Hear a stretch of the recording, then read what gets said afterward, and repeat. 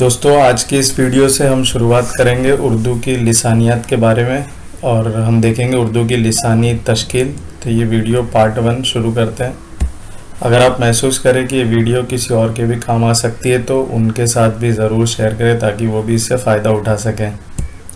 देखते हैं उर्दू ज़बान का हिंद आरियाई पस मंज़र। तो लिसानी ख़ानदान, लिसानी ख़ानदान में क्या है? हम रिश्ता ज़बानें किसे कहते हैं? हम रिश्ता ज़बानें कोई ज़बानों का ग्रोह या लिसानियाती बुनियादों में यकसानियत वाली जो ज़बानें हैं उन्हें हम रिश्ता ज़बानें कहते हैं। इसे लिसानी ख़ानदान भी कहते हैं। अब देखते हैं दुनिया के लिसानी ख़ानदान। मुमताज़ माहिर लिसानियात एक अमरीकी हैं, इनका नाम है विनफ्रेड पी लेमन। इन्होंने दुनिया की तमाम ज़बानों को 7 लिसानी ख़ानदानों में दर्जाबंदी की है, जैसे कि पहली हिंद यूरोपी, इंडो यूरोपियन, अफ्रीकी एशियाई, एफ्रो एशियाटिक, चीनी तिब्बती, सीनो तिब्बतन, अल्ताई अल्टाइक, द्राविडी द्राविडियन, ऑस्ट्रो एशियाई, ऑस्ट्रो एशियाटिक, फिर 7वीं जो है वो फिनो उग्रिक। तो मिस्टर विनफ्रेड ने दुनिया की सारी ज़बानों को इन 7 ख़ानदानों में डिवाइड किया, उनकी दर्जाबंदी की। अगली चीज़ जो है वो है सूती मुमासलत, यानी बाज़ ज़बानों का माखज़ एक होता है, वो नस्ली या पैदाइशी एतबार से हम रिश्ता होती हैं और उनमें गहरा लिसानी रिश्ता पाया जाता है जिसकी ठोस और मजबूत बुनियादें सूती सतह, यानी सूती मतलब आवाज़ से ताल्लुक़ रखने, सूती सतह पर देखने को मिलती हैं, जिसे सूती मुमासलतें कहते हैं। जैसे मिसाल के तौर पर अभी हम 3 ज़बानों को लेते हैं, एक यूनानी, दूसरी संस्कृत और तीसरी फ़ारसी। अब इसमें यूनानी में बाप को पेटर कहते हैं, उसी तरह संस्कृत में पितृ कहते हैं और फ़ारसी में पिदर कहते हैं। माँ को मेटर यूनान में, संस्कृत में मात्र और फ़ारसी में मादर, और भाई को ब्रेटर, भ्राता और बिरादर। तो इसमें हम देखेंगे सूती सतह पर ये बहुत यकसानियत रखती हैं। तो इन्हीं सूती और लिसानी मुमासलतों की बुनियाद पर एक ही लिसानी ख़ानदान में इनको रखा गया है और जिसे कहते हैं हिंद यूरोपी, यानी इंडो यूरोपियन। अब ये सारी चीज़ों का मवाजना किसने किया था? एक माहिर लिसानियात थे, वो दरअसल पेशे के एतबार से कानूनदा थे और जज की हैसियत से 1883 में हिंदुस्तान आए थे। उनका नाम था सर विलियम जोन्स। ये इनकी दरियाफ्त है। इन्होंने कलकत्ता के मदरसा और संस्कृत सीखने के बाद इन्होंने इन बातों का मवाजना किया और कदीम यूरोपी ज़बानों में इन्होंने बहुत गहरी मुमासलतें दिखाई दी इनको। जब इन्होंने उर्दू पढ़ा, फ़ारसी पढ़ा तो ये चीज़ें इनको पता चल गया, जिस पे हमने पहले चर्चा की है। और इस बात का उन्होंने बाकायदा ऐलान किया एक मुकाले में, जो 28/9/1786 में रॉयल एशियाटिक सोसाइटी के जलसे में पढ़ा गया। कहाँ पे? कलकत्ता में। पहले कलकत्ता हुआ करता था। जो हिंद यूरोपीय ख़ानदान है, इंडो यूरोपियन जो ख़ानदान है, ये दुनिया का सबसे बड़ा और अहम लिसानी ख़ानदान है और इसमें 11 शाखाएं हैं इसकी, जैसे कल्टिक, जर्मनिक, लातीनी, यूनानी, अल्बानियाई, बाल्टिक, स्लावी और हिटाइट, अनातोलियाई, आर्मीनियाई, ये सब इंग्लिश नाम है उसके। हिंद ईरानी, इंडिक या हिंद आरियाई, जिसमें सबसे ज़्यादा अहम शाख जो है वो ये है, इंडिक, हिंद आरियाई।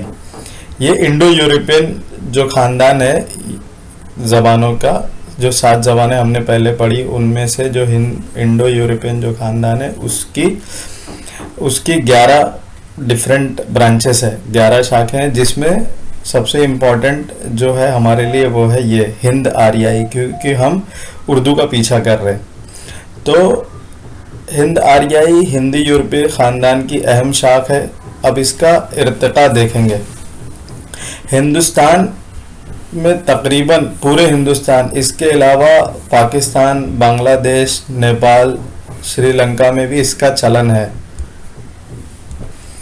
बोलने वाले कौन थे? आर्या कौम के लोग थे, जिनकी तारीख 3500 साल पुरानी है।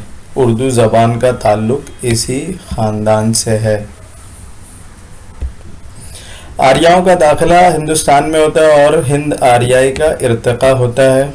आर्या वस्ती एशिया से, एशियाई कोचक टर्की, और फिर ये लोग 2500 क़िबले मसीह बिफोर क्राइस्ट में ईरान और 1500 क़िबले मसीह में हिंदुस्तान के शुमाल मगरिब खित्ते पंजाब में वारिद हुए और रफ्ता रफ्ता मशरिक़ की सिमत बढ़ते गए। शुरू में इनकी ज़बान पर गहरे ईरानी ज़बानों का असर था, लेकिन हिंदुस्तान आने पर ज़बान बदलने लगी और धीरे धीरे एक नया रूप इख्तियार कर ली, यानी ईरानी से इंडिक या हिंद आर्याई सांचे में ढल गई।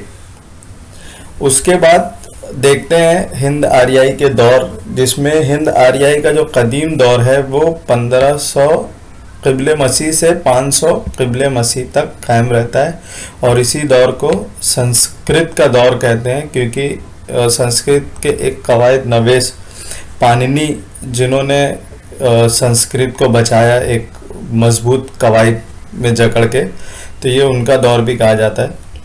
अब देखते हैं संस्कृत ज़बान का इर्तिक़ा कैसे हुआ। तो कदीम आर्याई दौर में शुमाल मगरिब ता मशरिक़, इसका इर्तिक़ा और फ़रोग़ हासिल हुआ। किसका? संस्कृत का। जिसमें से पहली चीज़ जो है वो वैदिक संस्कृत, यानी ये संस्कृत के बहुत ही पुराने नमूनों में मिलती है। वेदों के पुराने नमूनों में ये वैदिक संस्कृत मिलती है, जिसमें से सबसे पुरानी जो है वो है ऋग्वेद। इसके अलावा सामवेद, यजुर्वेद, अथर्ववेद, बाद में ब्राह्मण और उपनिषद तख्लीक हुई। ऋग्वेद जो है वो क्या है? हमदिया नज़में। अच्छा, इसमें सबसे काबिल ज़िक्र बात यह है कि मुसम्मतों की हायत और माकूसियत जो ज़माने हाल की उर्दू की नुमाया सूती खुसूसियत है, वैदिक संस्कृत में इर्तिक़ा पज़ीर हो चुकी थी। मसलन फा, भा, ता, ठा वगैरह। मुसम्मतों यानी वो इसको इंग्लिश में बोलते हैं कॉन्सोनेंट्स, मतलब कि ऐसी आवाज़, ऐसे अल्फाज जो वोवेल ना हो, जैसे बी, सी, एफ वगैरह। और माकूसी आवाज़, हायत वाली आवाज़ जो है वो यही है, फा, बा, था, ठा वगैरह। और उसके अलावा मुसव्वते यानी वोवेल, 10 मुसव्वते भी इर्तिक़ा पज़ीर हो चुके थे। कब? वैदिक संस्कृत के ज़माने में, जो आज उर्दू की नुमाया खुसूसियात है, जैसे आ, ई वगैरह। तो ये सब वैदिक संस्कृत के टाइम पे इनका इर्तिक़ा हो चुका था। पहले हमने वैदिक संस्कृत देखी, दूसरी क्लासिकी संस्कृत है। वैदिक संस्कृत के बाद क्लासिकी संस्कृत का इर्तिक़ा अमल में आया। धीरेन्द्र वर्मा इसे मसनूई या अदबी बताते हैं। महाभारत और रामायण इसी ज़बान में तख्लीक हुई। सूती और कवायदी एतबार से वैदिक और क्लासिकी संस्कृत में इख्तिलाफात पाए जाते हैं। दौरान इर्तिक़ा संस्कृत ने गैर हिंद आर्याई ज़बानों को भी मुतासिर किया और इनके असरात कबूल किए। तीसरी चीज़ है संस्कृत की इलाक़ाई बोलियाँ। इसको हम अगली वीडियो में देखेंगे। उम्मीद करता हूँ कि ये जानकारी आप लोगों के काम आएगी, और अगर आप महसूस करते हैं कि ये दूसरों के भी काम आ सकती है तो उनके साथ भी ज़रूर शेयर करें। आप लोगों का वीडियो देखने के लिए बहुत बहुत शुक्रिया।